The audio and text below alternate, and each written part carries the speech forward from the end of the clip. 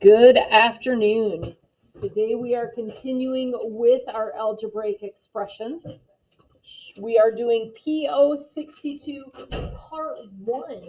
It is that important of a power objective. We are going to do 2 objectives are tied into one. So 2 days of work.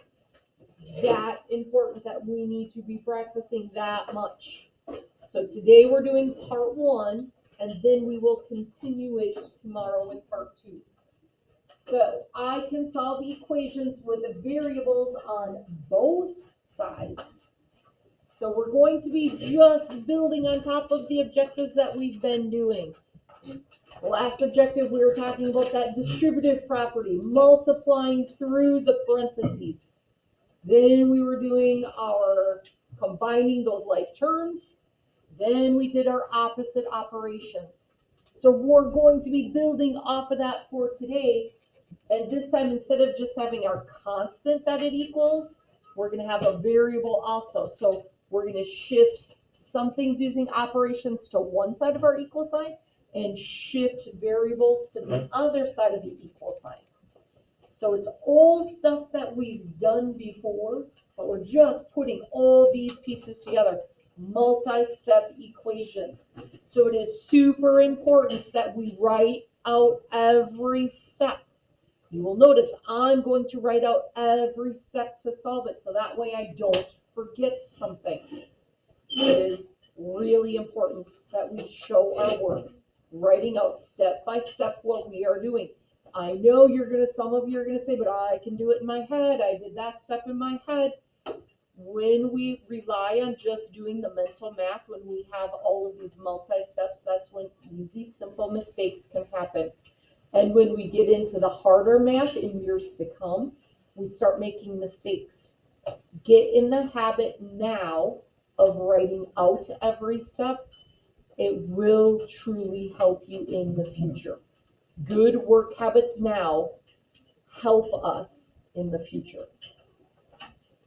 So when we have variables on the both sides of that equal sign, when it says both sides, we're talking about the equal sign.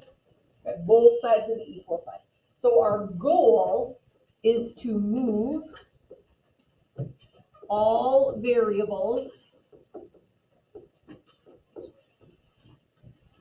to one side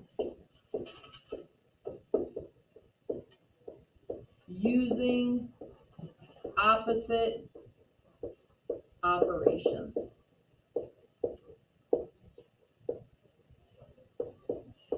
So we're going to want variable on one side of the equal sign, the constant on the other side. So we can work our way down to say x equals this number, n equals this number. So you want variables on the one side, so you can work it down to just the variable. Constant on the other side, so we can say this is what that variable equals. When moving terms from one side to the number, remember to combine like terms only.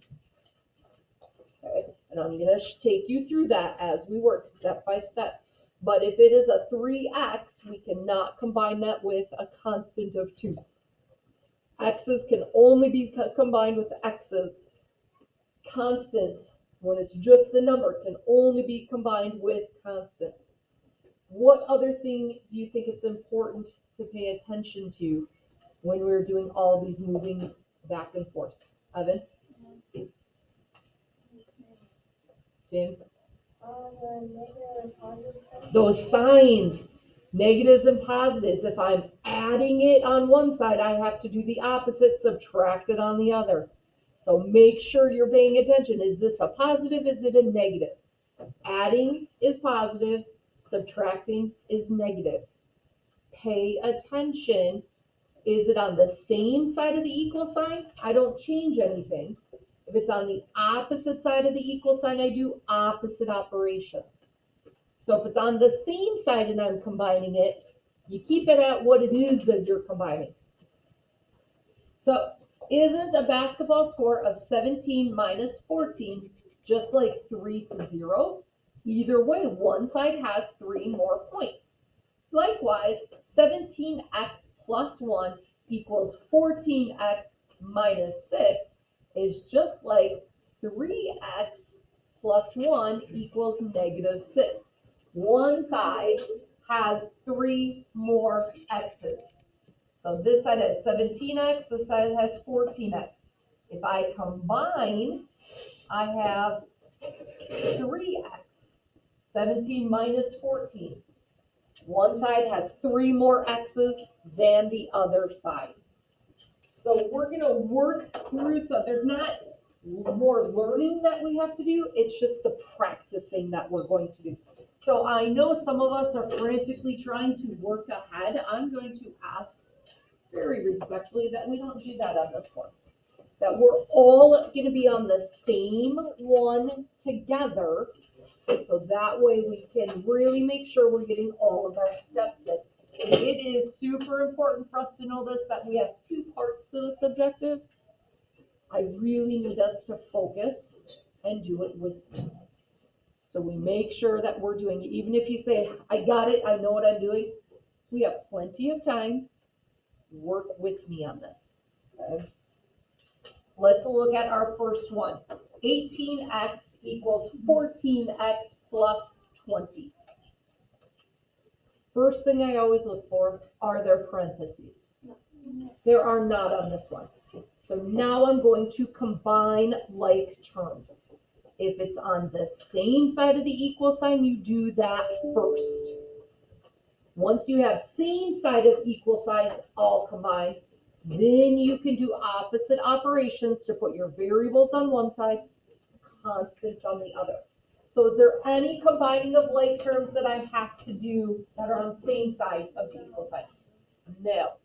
So the next thing I look for is opposite operations that I have to do. What do I need to move? Gus? Yeah.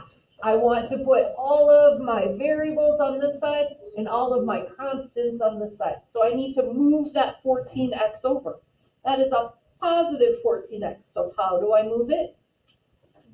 Alexis? I'm going to subtract it. I'm going to subtract 14x and subtract 14x. So 18x minus 14x gives me what? 4x. My 14x minus 14x zeroes out. So I'm left with my positive 20. So now I need to solve it for x. What do I do, Aiden? 20 divided by 4. Yeah, I'm going to divide that 4 out. So I get x just by itself. So it's 1x. 4 divided by 4 is 1. So I have just my x. 20 divided by 4 is 5. Let's look at our next one. I have negative 10n plus 18 equals 8n. What do I do? Aiden. You add the 10 because it's a negative. So doesn't matter which side of the equal sign is my variables and which side is my constants. No. So we're going to look at this and say there is just a variable on this side. So Aiden's right. I'm going to move that 10n over to the side that has the 8n. So it's just variables on that side, just constants on the other. So this is a negative 10n. So I'm going to add, let me get rid of that line. I'm going to add 10n. So on this side, I'm left with just my constant of 18. And then I have 8n plus 10n. James? 18n. It's important that we say that variable. We don't want to forget our variable. Lots of us had to do retakes on the slope-intercept form because we forgot that variable of x. You cannot forget your variables, because if you forget your variable now, you're going to accidentally combine what you think are 2 constants, but really one of them has an n on it, and it's not a constant. Super important that we pay attention to where the variables are. What's my next step, Evelyn? Divide 18 divided by 18. So I have 18n divided by 18, and then 18 divided by 18. So I'm left with just an n. 18 divided by 18 is the 1. Does it matter that I have x equals 5 and 1 equals n? Does it matter which side of the equal sign it's on? Nope. It means the same thing.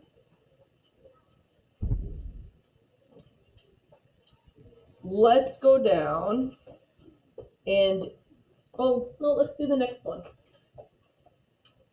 The next one gets a little more complicated. You'll notice that I have variables on both sides and I have constants on both sides. My mind works easier thinking variable equals constant. So I like to put my variable on the left and my constant on my right when I'm working it out, just because it makes sense to me. But some people might say, well, but then I have to work more with negative numbers, and so I want to move it the opposite way. It's okay. We're going to get the same answer in the end.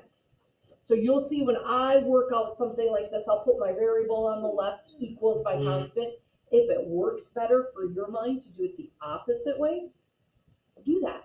You will end up with the same answer, or one of us did our math wrong, but it should be the same answer. So when I look at this next one, 9y minus 8 equals 4y plus 42. Do I have like terms on the same side of the equal sign? No. So I'm going to do my opposite operations to combine and put my variable on one side, my constant on the other. So what I was just saying is I like to do my variable equals my constant. So I'm going to move my variables over to the left, and then I'll move my constant over to the right. Here's where we really need to pay attention to what step we're doing. So first thing I'm going to do is I'm going to move that 4y. That's a positive 4y. So I'm going to subtract 4y.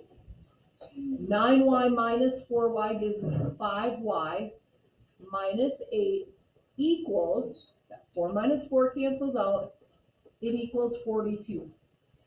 I'm going to do just my variable first, then I'm going to do my constant. So I keep track of what I'm doing, where I'm doing it. So now I have 5y minus 8. I'm going to add 8, that opposite operation. So minus 8 plus 8 cancels out, and I get 5y equals 42 plus 8 is 50. So, yep, I broke it up into 2 steps here.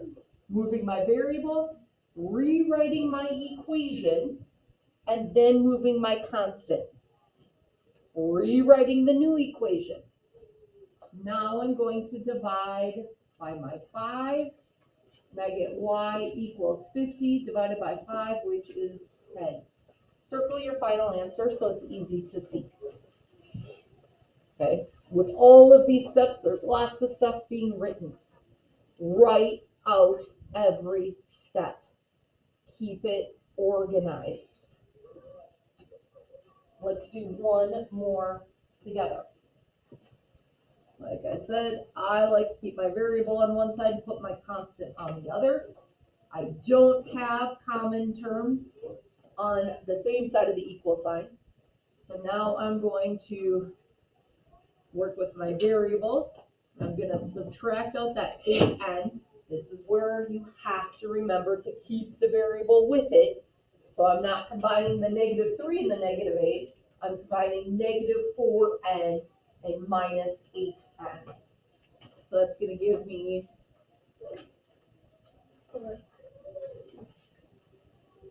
negative 4 minus 8. Negative 4 minus 8.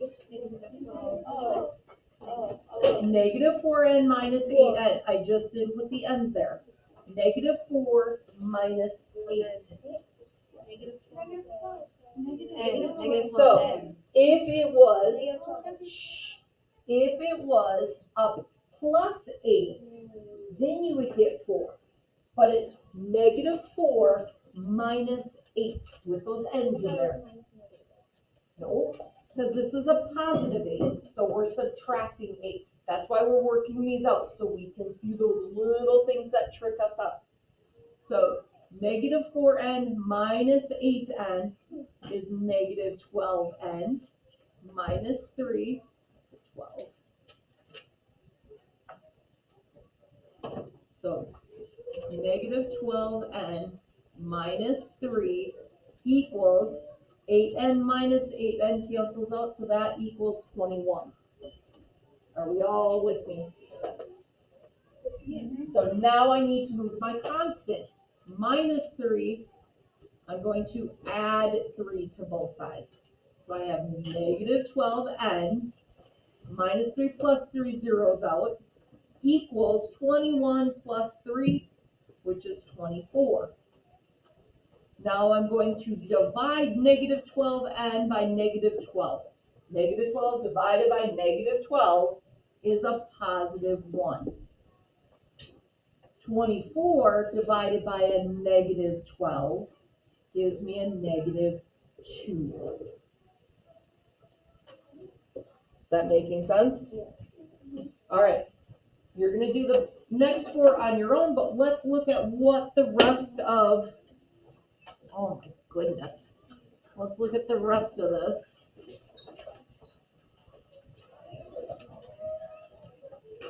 All right. Let me scroll up. Equations with variables on both sides can be used to compare two things, such as prices. A video streaming service offers 2 plans, $5 per movie or $3 per movie with a $20 monthly fee. How many movies would you need to watch each month for it to be cheaper to become a member movie? So we need to write our equation out for this. Let's work this one out together.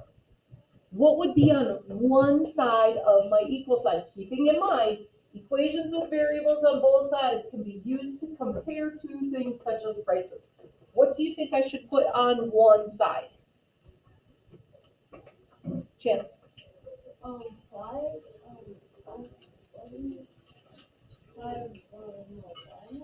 Yeah. Movies. 5 movies. Would it be wrong if you put 5x? No, it would still be the same thing. It's still, the variable still refers to the same thing, to that movie. So that's on one side. We have $5 per movie or $3 per movie with a $20 monthly fee. How do I do that side of it?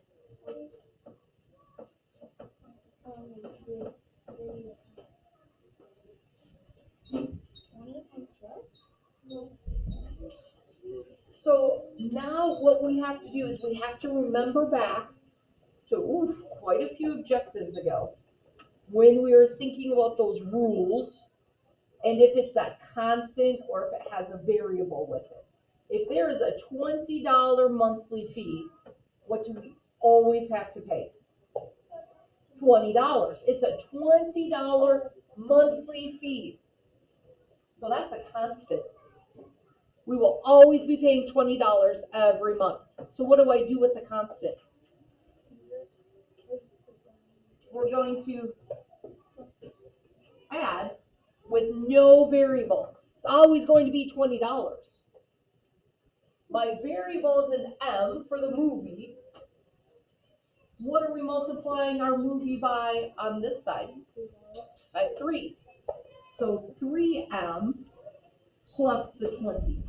Because that 20 is our constant. Every month we're paying $20, no matter what. Whether I rent a movie or I don't rent a movie, I rent 20 movies, no matter what, I'm paying my $20. That is my constant. No variable, just the constant. So on one side I have 5 times my movie, on the other side I have 3 times my movie. So now it says, how many movies would you need to watch each month for it to be cheaper to become a member? At what point will this side be bigger than this side? Because this is always plus 20. So how many movies do I have to watch a month to make it worthwhile to always pay $20, but a lower rate of $3 per movie instead of the $5. So first thing I'm going to do is I'm going to go through all of those steps, combining my like terms, opposite operations, and I'm going to solve for my M. So what do I need to do to solve for the M here? JJ. Do opposite operations to find the M, right? So what do I have to do? 3M Minus 3M. yeah. Because I want to move that 3M over to the side with the variable. So 5M minus 3M gives me 2M. 3M minus 3M zeroes out, and I'm left with my 20. Now I'm going to divide by the 2 so I can get M by itself. 20 divided by 2 is 10. So now we have to go back and look at our question. How many movies would you need to watch each month for it to be cheaper to become a member? Can I watch 10 movies and have it be cheaper? Chance? No, because it would be the exact amount. It would be equal. And we want it to be cheaper. So how many movies do I need to watch? 11. Or you could say more than 10. At least 11 or more than 10. Both of those answers would work. Do you see how we got that? So you had to solve for your variable, put the post-its away, solve for your variable, and then go back and say, how does it answer my question? Do I want the exact amount? Oh no, I want it to be cheaper on one side. So I need to be more than that 10 that it equaled. So I could be 11, or I could just say any number bigger than 10. Either one would be acceptable. So now we're going to look at our second page. Here are some equations that also may include combining like terms and the distributive property. So it's all of these objectives that we've done, we're combining them all together. First step is always, do I have a parenthesis I need to multiply through? Then I combine like terms on one that's on the same side of the equal sign. Then I do opposite operations to put all the variables on one side, all of the constants on the other, and then I do opposite operations to solve for it. Lots of steps for just one equation. So let's just do the first one together so we remember how to do those parentheses. Gus? We're doing part 1. So this whole objective is part 1. So that P doesn't stand for page, it stands for part. You'll notice our next objective is part 2. Okay, so we are doing everything that goes with this part 1.